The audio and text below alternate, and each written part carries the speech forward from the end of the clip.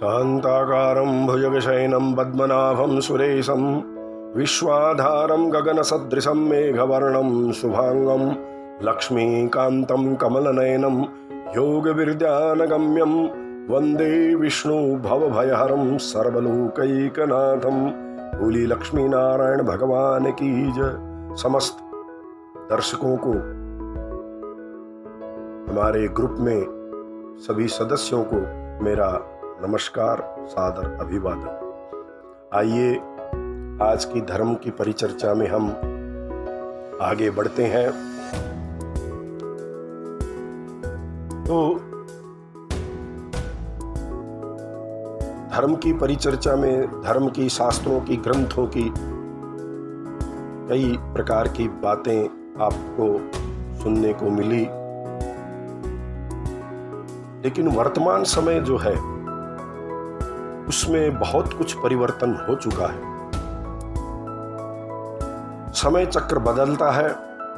परिवर्तन एक संपूर्ण जाति को इस प्रकार आमूलचूल हिला डालता है। इसका वर्तमान स्पष्ट उदाहरण हमारी संस्कृति, विरासत, आचार संहिता तथा शिक्षण पद्धति में आया घोर परिवर्तन है।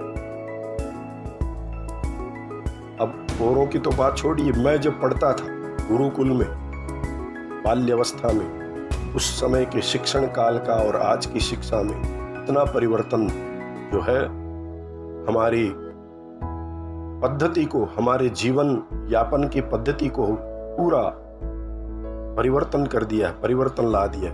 और इस घोर परिवर्तन से आज के समय सूचना क्रांति का, अभी जो है यंत्र की, सूचना की क्रांति का जो है, आप देखते हैं घर पे बैठे ही आप टीवी, मोबाइल, कंप्यूटर, लैपटॉप आदि इनके माध्यम से पूरे विश्व की जानकारी आप तक पहुंचती है। महाभारत में आपने देखा, उस जमाने में भी ये सुविधा थी। संजय को जब दिव्य दृष्टि दी गई तो धृतराष्ट्र को घर बैठे बैठे उसने सारी जो है महाभारत युद्ध उसको दिखाया था घर बैठे। तो वो जो संजय के रूप में आप आज के घर में मोबाइल है, उस संजय के रूप में दूरदृष्टि के लिए आपके दूरदर्शन है।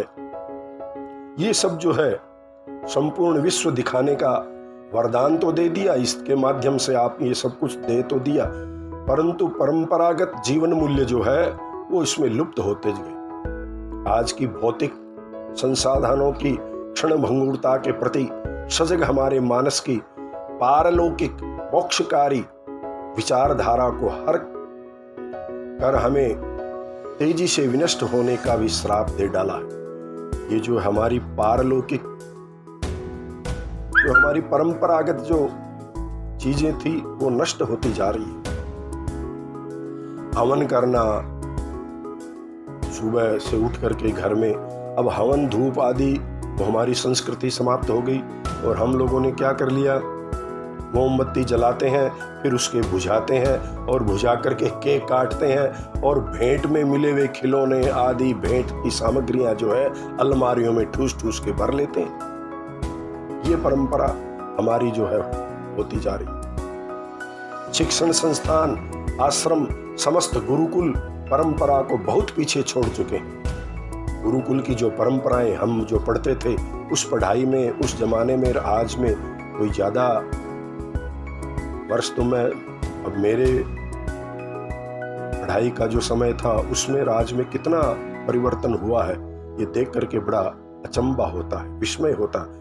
पारंपरिक जीवन मूल्य विदेशी केबल टीवी चैनलों और इंटरनेट के तले सहज ही दब गए हैं। हमारे पारंपरिक जो जीवन मूल्य थे वो विदेशी इन आज के आधुनिक भौगोलिक संसाधनों के माध्यम के नीचे हम दबते जा रहे हैं।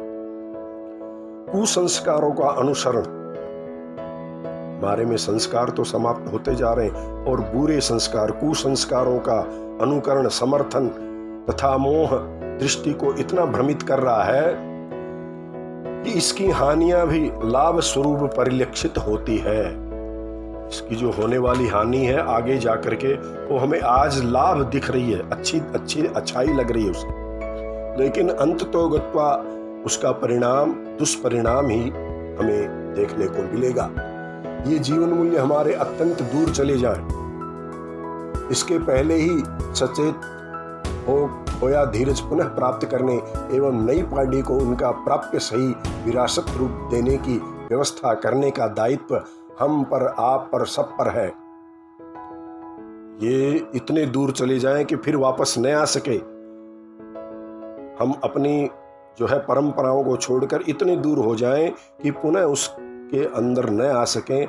ऐसे हमारे समाज का दायित्व है कि हम उन्हें पुनः जो है अपने जो है परंपरागत जो है रीति रिवाजों की ओर पुनः लौट के ले आए हमारी नई पीढ़ी को।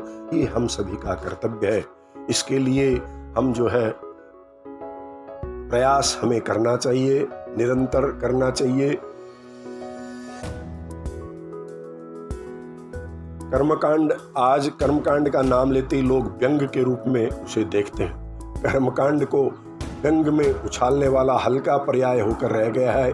क्या इस मूल्य ह्रास के लिए पूर्वज हमें क्षमा कर पाएंगे, जिन्होंने इतने वर्षों से अपनी साधना से जो हमें जीवन को जीने की राह पद्धति बताई थी, उसके ऊपर हम नहीं चल करके और इन पाश्चात्य सभ्यताओं के द्वारा जो दिए गए वर्तमान संसाधनों के ऊपर हम अपने जीवन को जो है उसके ऊपर निर्वाह करने के लिए छोड़ दिया है। हमारी नई पीढ़ी जो है वो भी उसके ऊपर चल रही है। हम उनको अपने संस्कार नहीं बता पा रहे हैं। इसके लिए हमें जो है आने वाला समय माफ़ नहीं करेगा, ये आप समझ लीजिए।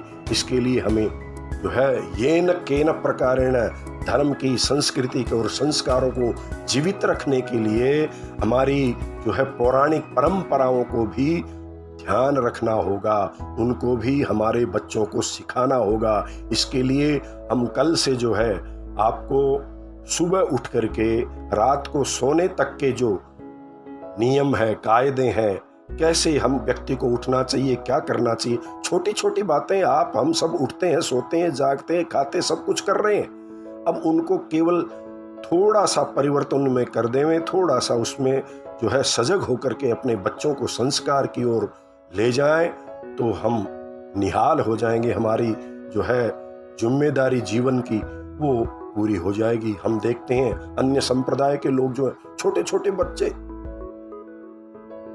कल ही एक टीवी के ऊपर छोटा सा वाकया मैंने देखा, न्यूज चैनल चल रहा था, तो उसमें इंदौर की बात है।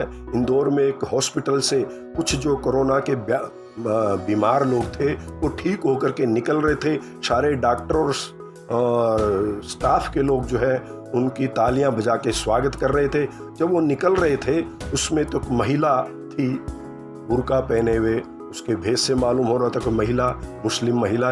उसके साथ में एक छोटा सा बच्चा था 6 वर्ष का। वो बाहर निकल गए, सब तालियां बजा रहे, लेकिन उसने क्या बोला, हम मोदी को मारेंगे।